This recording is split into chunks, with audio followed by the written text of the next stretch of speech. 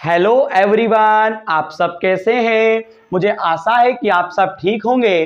तो बेटा आज की क्लास में हम लोग कक्षा 12 की जो कुमार मित्तल प्रकाशन की जो भौतिक विज्ञान की किताब है, बेटा इस किताब में जो आपका पाठ 3 है यानी विद्युत विभव, तो बेटा इस पाठ के हम लोग न्यूमेरिकल का हल आज की वीडियो में समझेंगे। तो बेटा आज की वीडियो में हम लोग यानी जो हमारा न्यूमेरिकल रहेगा वो यहाँ पे आज की क्लास में हम लोग यानी प्रश्न नंबर यानी 26 से हल समझेंगे। बेटा इससे पहले की वीडियो में हम लोगों ने प्रश्न नंबर 1 से लेकर प्रश्न नंबर 25 तक के जितने भी प्रश्न थे उनका हल हम लोगों ने भिन्न भिन्न वीडियो में समझा था, ठीक है। और बेटा आज की क्लास में हम लोग प्रश्न नंबर 26 से हल समझेंगे। हाँ बेटा, अगर आप बेटा पिछली वीडियो देखना चाहते हैं तो बेटा आप हमारे चैनल की प्ले लिस्ट में जाइएगा, वहां पे आपको बेटा एक टाइटल मिलेगा क्लास 12 फिजिक्स न्यूमेरिकल का। तो बेटा आप इस टाइटल से न्यूमेरिकल समझ सकते हैं। और अगर बेटा आपको थ्योरी देखना है तो आप बेटा थ्योरी वाले टाइटल में जाइएगा, तो वहां पे आपको हमारे चैनल की प्ले लिस्ट में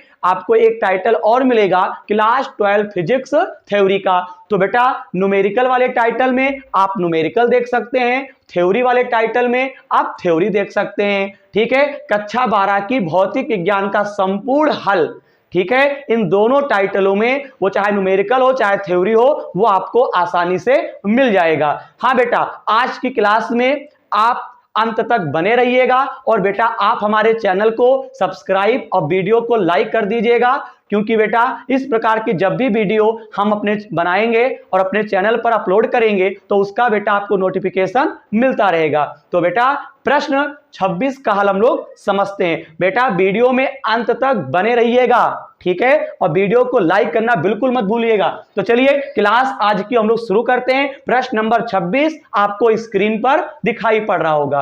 बेटा प्रश्न हम पढ़ते हैं और देखते हैं कि प्रश्न क्या कह रहा है। प्रश्न कहता है कि संलग्न चित्र में ज्ञात कीजिए नंबर 1 हमसे कहते हैं ए तथा बी पर वैद्युत विभव, नंबर 2 पे हमसे कहते हैं बेटा उतने ही एक अन्य ऋण आवेश को ए से बी तक ले जाने में किया गया कार्य। और बेटा यहाँ पे एक विशेष चीज दे रखा है ओए, यहाँ पे बेटा ओए का जो मान है वो यहाँ पे दे रखे हैं 0.10 मीटर और बेटा OB का मान यहाँ पे दे रखे 0.20 मीटर। यानी कहने का मतलब ये बेटा यहाँ पे बेटा प्रश्न में आपको OA का मान आपको दे रखे 0.10 मीटर दे रखे हैं और बेटा आपको OB का मान 0.20 मीटर आपको दे रखे हैं।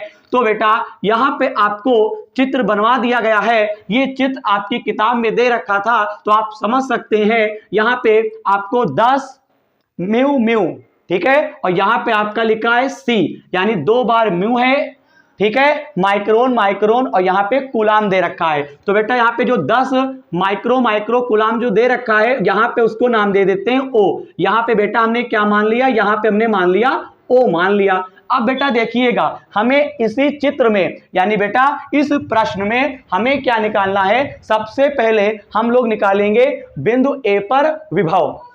देखिएगा बिंदु ए से बी तक ले जाने में किया गया कार्य निकालना है। क्या निकालना है हमको, कार्य निकालना है। तो बेटा कार्य तभी निकलेगा जब आप बिंदु ए और बी पर आपको वैद्युत विभव मालूम होगा, ठीक है। तो पहले ए और बी पर हम विभव निकाल लेंगे और फिर हम क्या करेंगे, इसी आवेश को यहाँ पे बिंदु ए पर रखेंगे और इसको यहां से वहां तक ले जाएंगे, तभी हमें कार्य प्राप्त होगा, ठीक है। तो बेटा यहां पे हम लोग क्या करेंगे, यहां पे लिखेंगे VA बराबर, VA का मतलब होता है यानी बिंदु ए पर विभव 1/4 पाई एप्सिलॉन फार्मूला हो गया। यहां पे क्या लिखेंगे Q/R।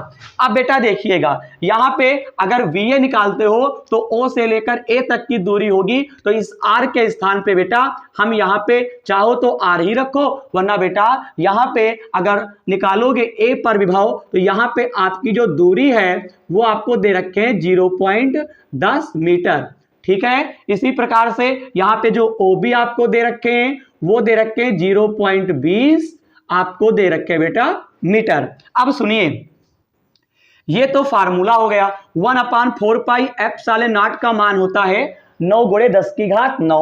अगर क्यू की बात करें तो क्यू का मतलब होता है आवेश, और यहाँ पे आवेश दे रखा है 10, डबल बार म्यू है, तो यहाँ पे देखिए 10 लिख देंगे। एक जब म्यू होता है तो हम 1 10 की घात -6 लिखते हैं, लेकिन यहाँ पे डबल म्यू है तो यहाँ पे 2 बार 10 की घात -6 लिखा जाएगा। मेरी बात आपको समझ में आ रही होगी। अब बेटा देखिएगा, अगर हम बात करते हैं O से A की दूरी की, तो यहाँ पे आपको 0.10 दे रखा है। अब यहां से हटाएंगे पॉइंट तो ऊपर आपका डबल 0 बढ़ेगा, क्योंकि नीचे 2 संख्या के बाद पॉइंट है, नीचे आपका 2 संख्या के बाद पॉइंट है। और बेटा ये भी आप जान लीजिए, यानी प्रश्न नंबर 26 का यहां पे जो हम आपको हल करवा रहे हैं, ये आपका पहला खंड है, यानी ये पहला खंड है। पहले खंड में हमें बिंदु ए और बी पर विभव निकालना है। ठीक, जब ए और बी पर विभव आ जाएगा तभी हम कार्य निकाल पाएंगे। अब बेटा देखिएगा, 0 से 0 कैंसिल हो गया, यहां पे VA बराबर बेटा हम लोग लिखेंगे 9 का पहाड़ा 10 बार पढ़ोगे तो 9 धाम आपका 90 हो गया।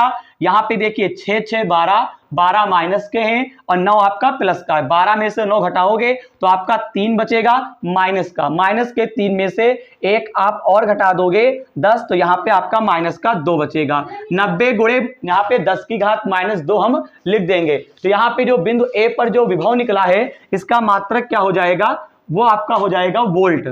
क्या हो जाएगा, वोल्ट। मात्रक हम लिख देंगे।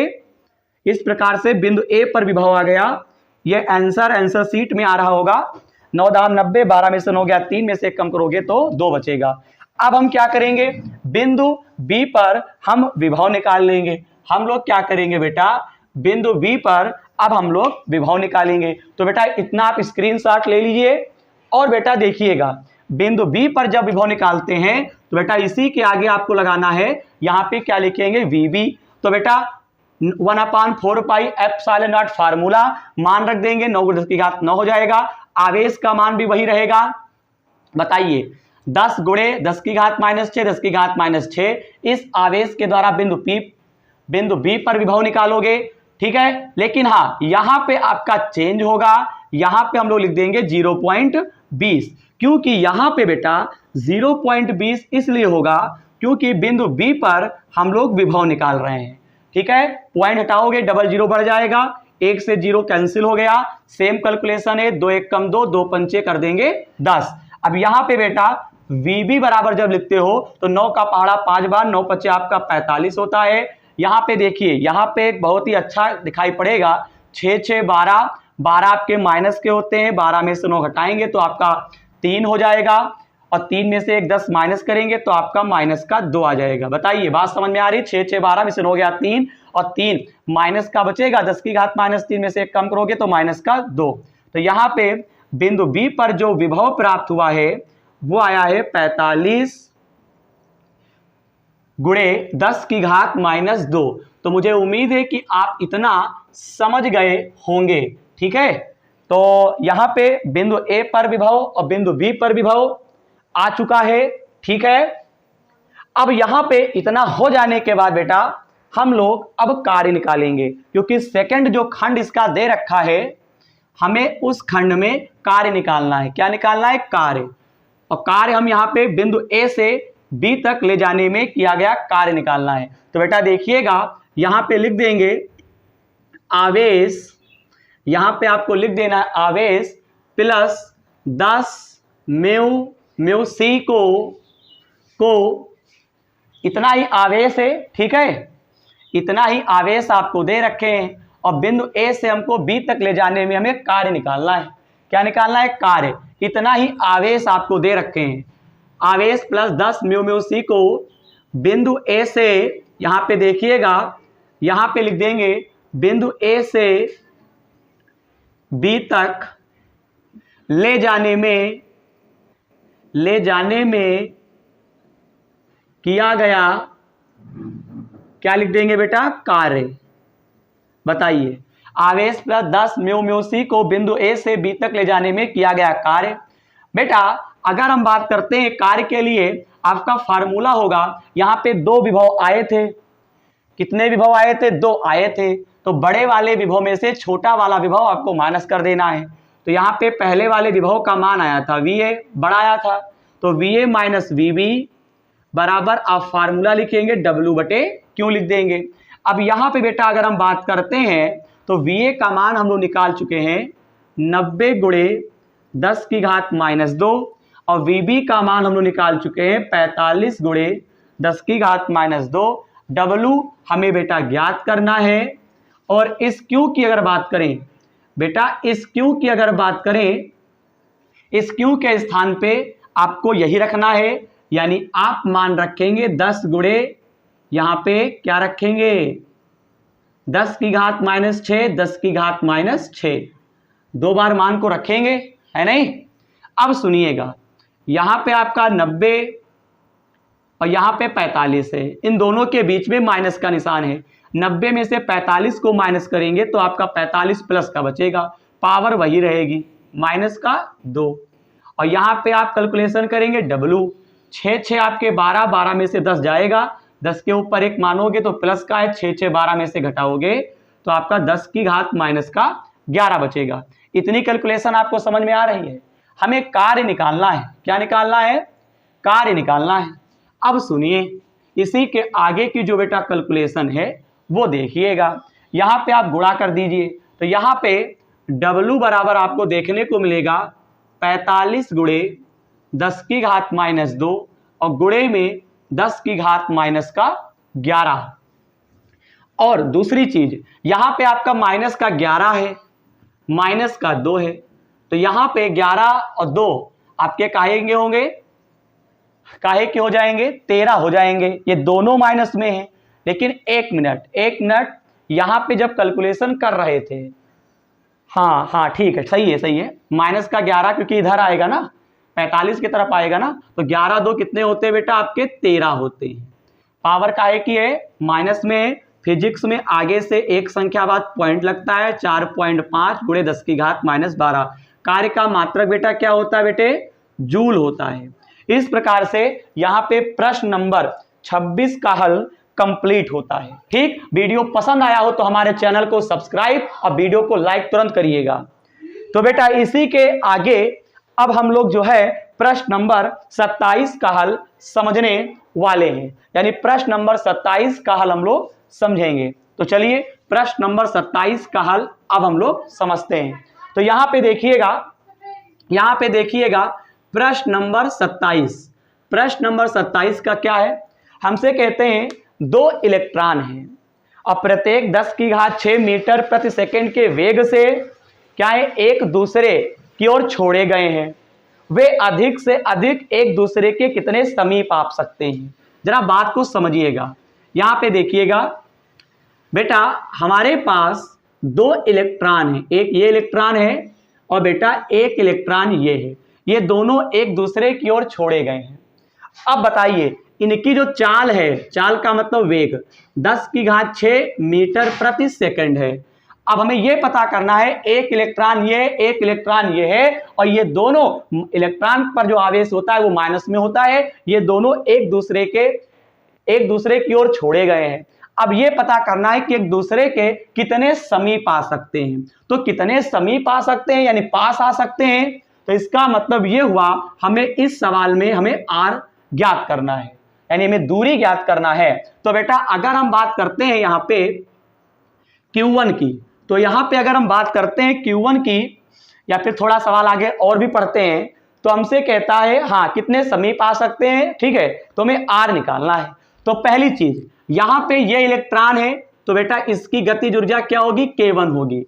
इसी प्रकार से ये इलेक्ट्रॉन है, इसकी गतिज ऊर्जा क्या होगी, K2 होगी। यहाँ पे K1 है, यहाँ पे K2 है। ठीक, दोनों इलेक्ट्रॉन है, दोनों एक दूसरे की ओर आ रहे हैं तो दोनों की गतिज ऊर्जा होगी। तो यहाँ पे दोनों की जो गतिज ऊर्जाओं का जो योग होगा, जब ये एक दूसरे के समीप आ रहे होंगे तो कहीं पर भी तो रुकेंगे, तो गतिज ऊर्जा जो होगी वो स्थितिज ऊर्जा में चेंज हो जाएगी। बात समझ में आ रही है। तो पहले इलेक्ट्रॉन की गतिज ऊर्जा, दूसरे इलेक्ट्रॉन की गतिज ऊर्जा, दोनों का योग होगा, ठीक है, और स्थितिज ऊर्जा में चेंज हो जाएगा। इसे मान लेते हैं कि हमारे पास एक दीवार है, और वहां से एक ट्रक आ रहा है।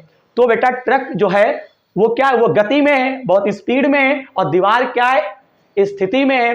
यानी स्थिर है। अब वो जब ट्रक जो है वो जब दीवार से टकराएगा तो बेटा ट्रक की जो भी गतिज ऊर्जा होगी वो क्या होगा, दीवार से टकराने के बाद वो स्थितिज ऊर्जा में चेंज हो जाएगी। मेरी बात समझ में आ रही है? तो वही चीज यहां पर भी है। यहां पे देखिएगा K1 और K2 दो गतिज ऊर्जाएं हैं, इन दोनों का जो योग होगा वो स्थितिज ऊर्जा के क्या होगा, बराबर होगा।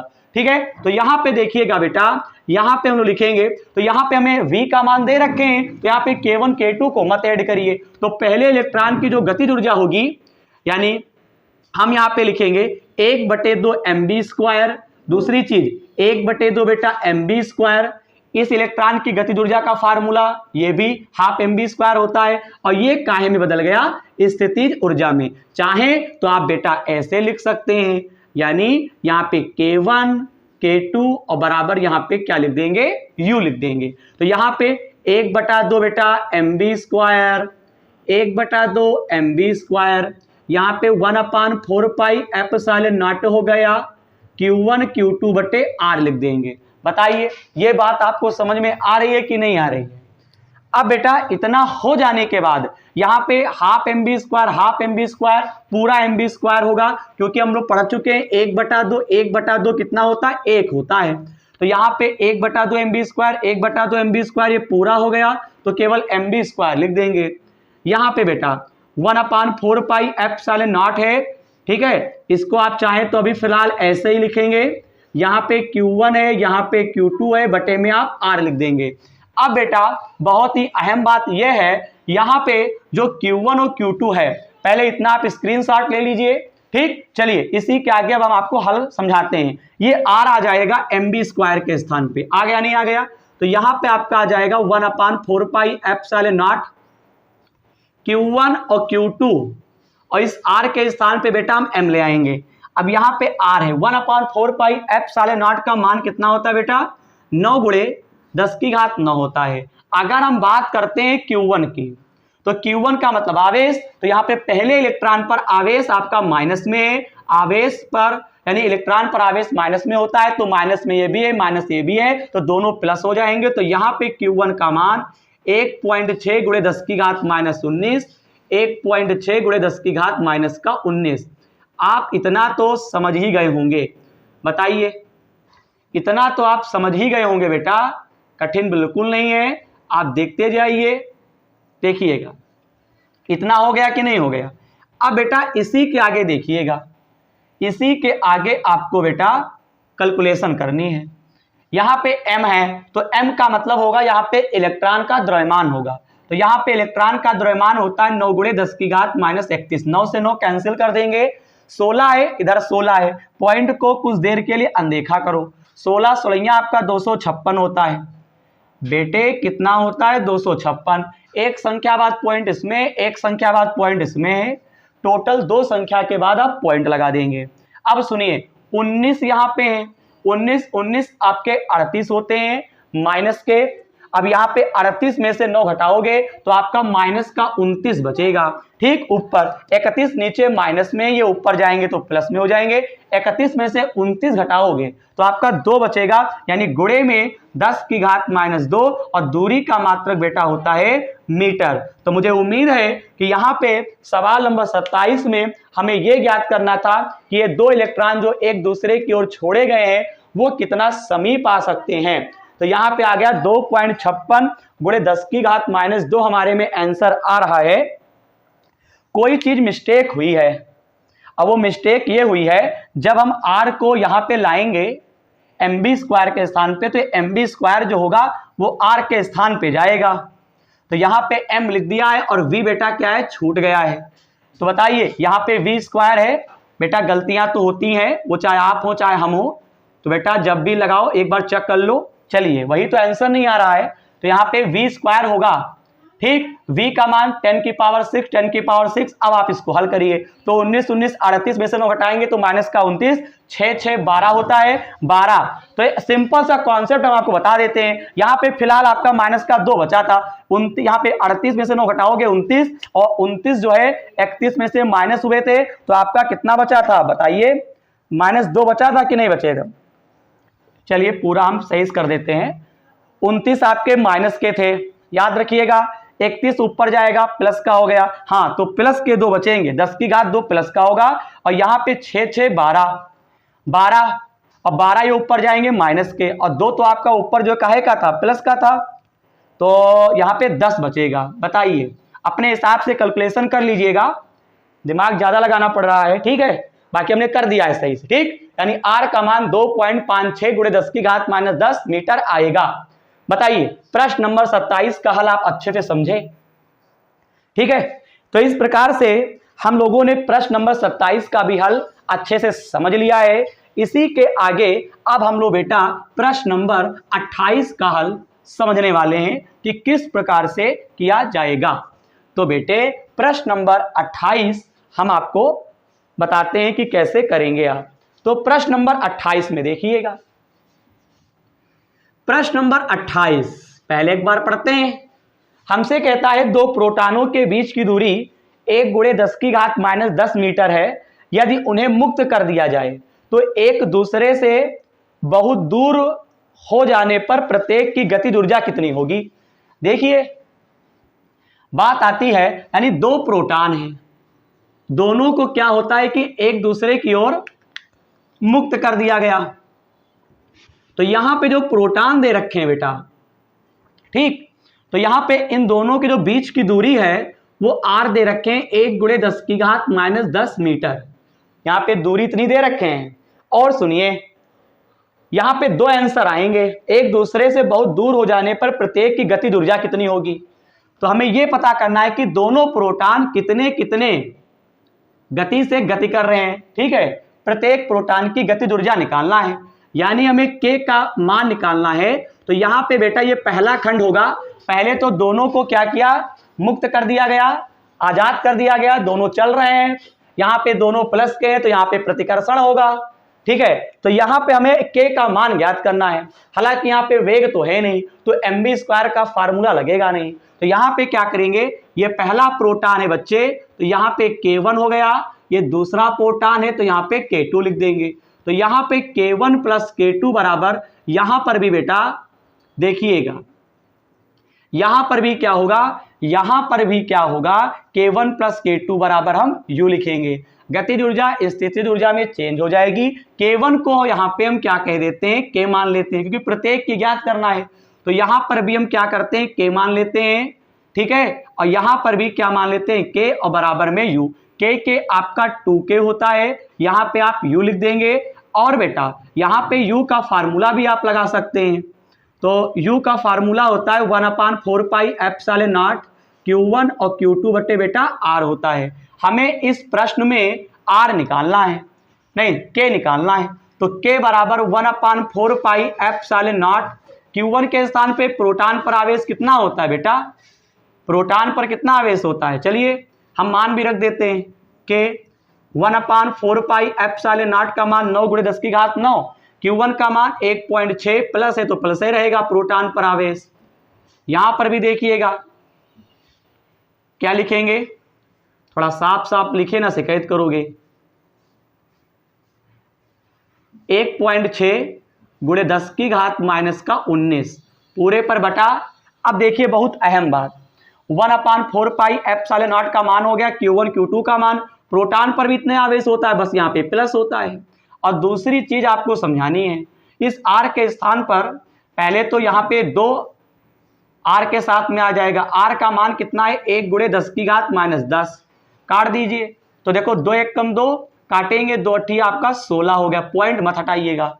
अब देखिए 16 इधर है, 0.8 है, 16 8 आपका होता है 128, गुणा कर देंगे किससे, 9 से। 9 × 72 का 2, 9 दूनी 18 और 25 का 5, हसीला 2, 9 कम 2 11, 1152 आ गया। 1152 गुणे, अब यहाँ पे जरा इनसे मुलाकात कर लेते, 19 19 38, 38 में से 9 गया तो 29, माइनस के 10 ऊपर जाएगा प्लस, तो आपका बचेगा 19, माइनस का 19 बचेगा।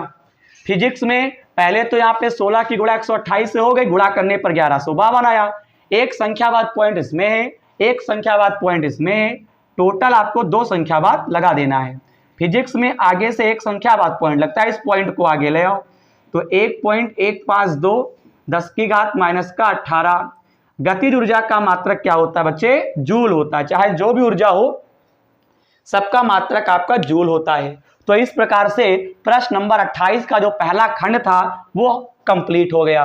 बेटा प्रश्न नंबर यहाँ पे जो हमको 28 दे रखे थे, इसमें हमें प्रत्येक प्रोटॉन की गतिज ऊर्जा निकालना था, जो कि आ चुकी है 1.152 × 10⁻⁻18 जूल आ चुकी है।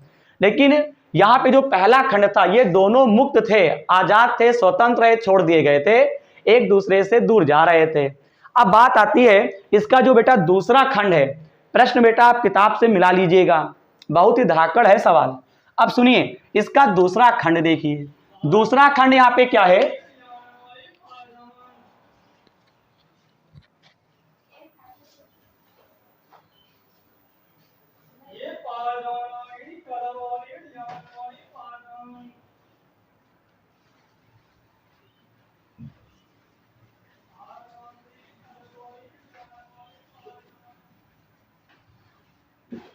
ये पोक को रहा है।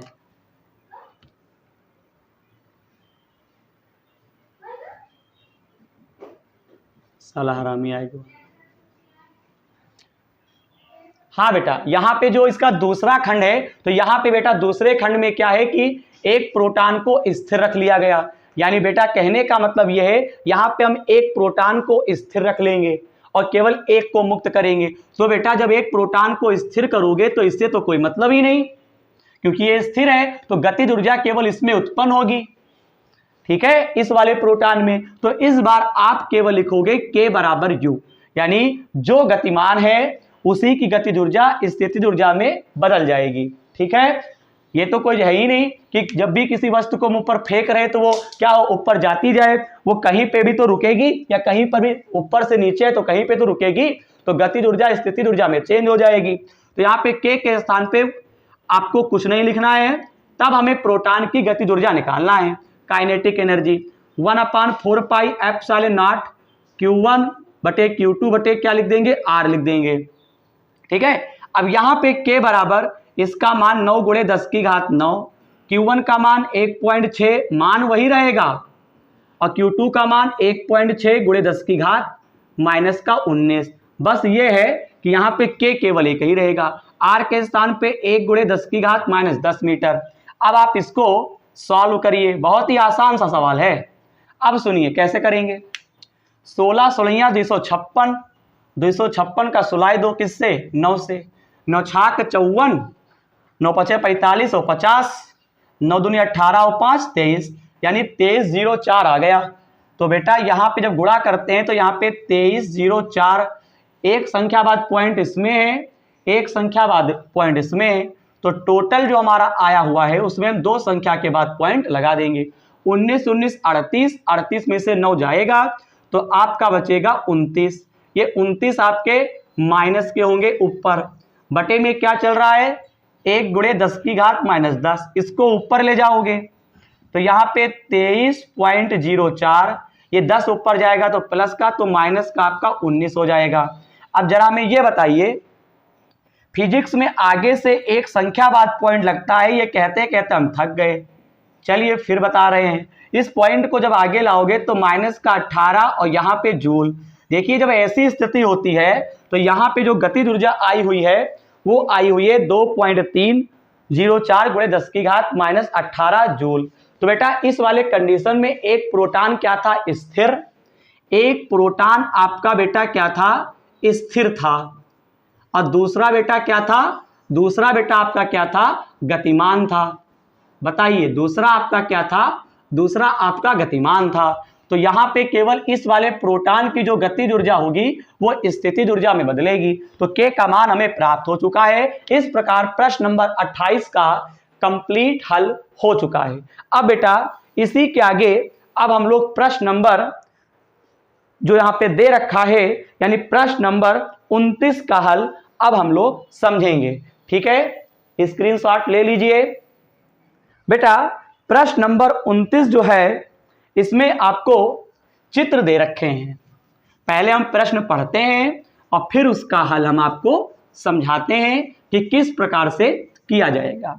तो देखिए यानी प्रश्न नंबर 29 देखिए, बहुत ही अच्छा सवाल है, धमाकेदार।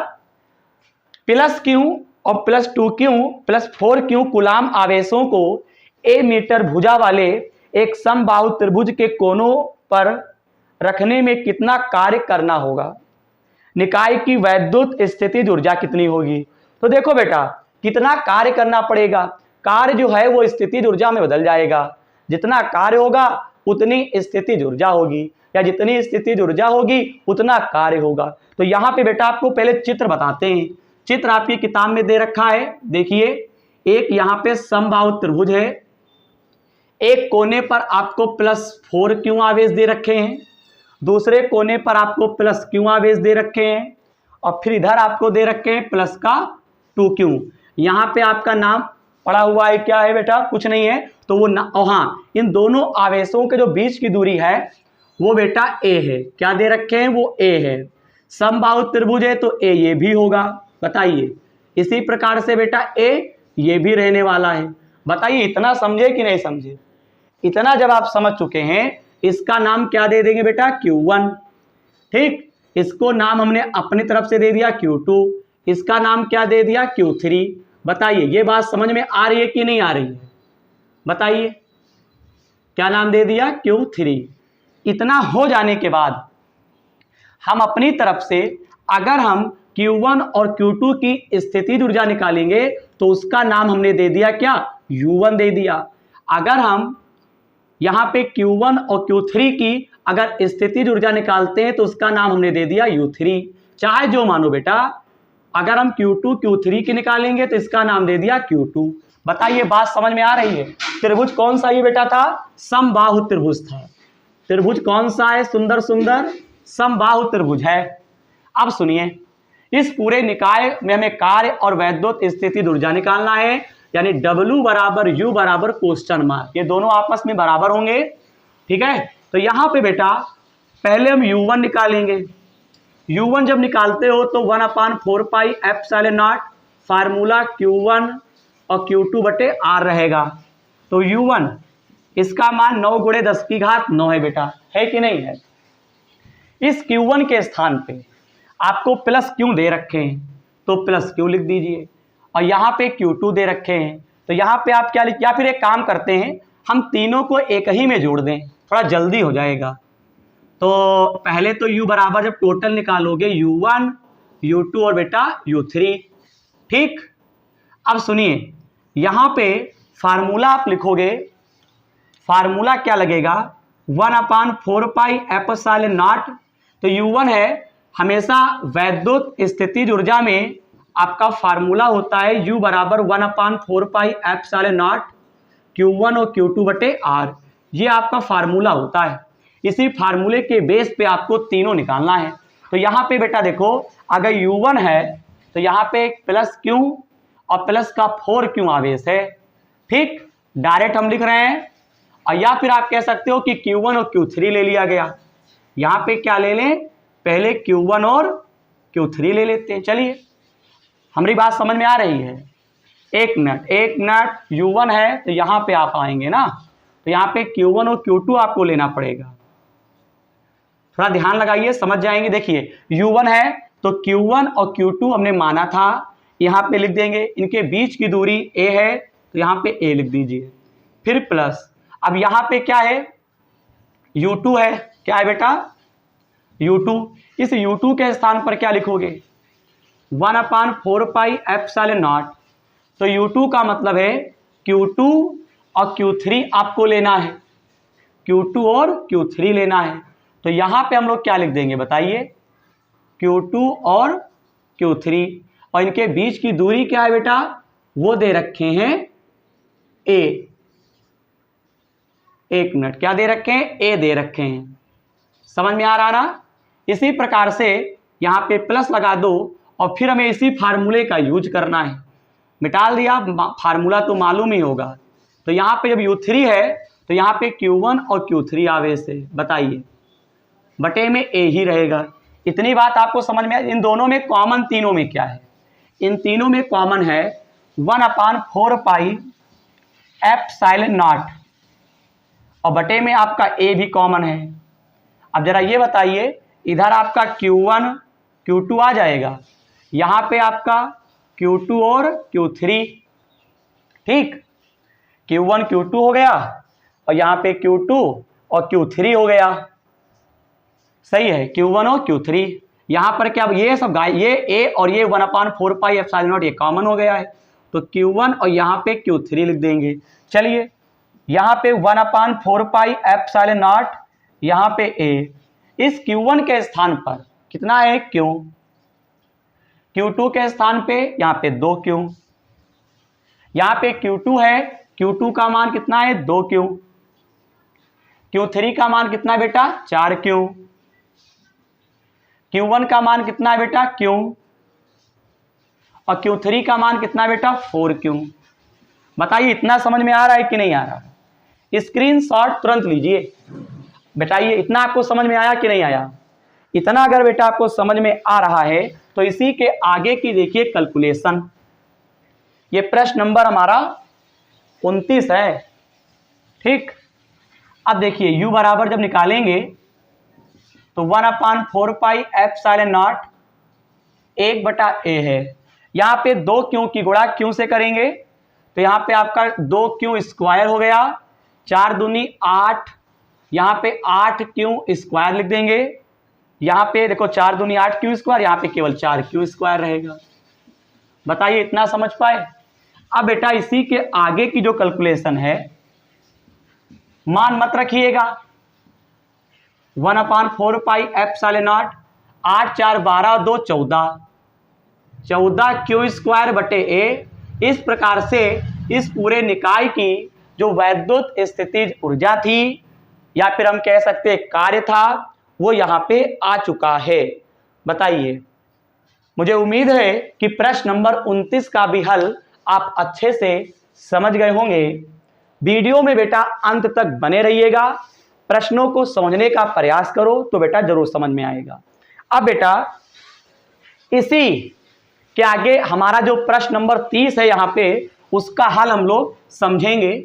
चलिए प्रश्न नंबर 30 का हल हम लोग समझते हैं, ठीक है। यहाँ पे बेटा प्रश्न नंबर जो 30 दे रखे हैं उसका हल किस प्रकार से किया जाएगा वो देखिएगा। सवाल पढ़ते हैं, दिए गए आवेशों के निकाय की कुल वैद्युत स्थितिज ऊर्जा ज्ञात कीजिए। बेटा इसमें भी आपको चित्र दे रखे हैं, यानी कहने का मतलब है हम बोर्ड पर चित्र बना रहे हैं। ये हमारे पास चित्र हो गया, यहाँ पे इस वाले कोने पर -Q आवेश है, इसी प्रकार से बेटा नीचे वाले कोने पर +Q, और बेटा इस साइड भी आपका +Q है। लेकिन बहुत ही अहम बात है, यहाँ पे 2a है इन दोनों आवेशों के बीच की दूरी, यहाँ पर भी आपको 2a है, लेकिन इन दोनों के बीच की दूरी केवल a है। बताइए ये बात समझ में आ रही है? हमें कुल वैद्युत स्थितिज ऊर्जा ज्ञात करना है।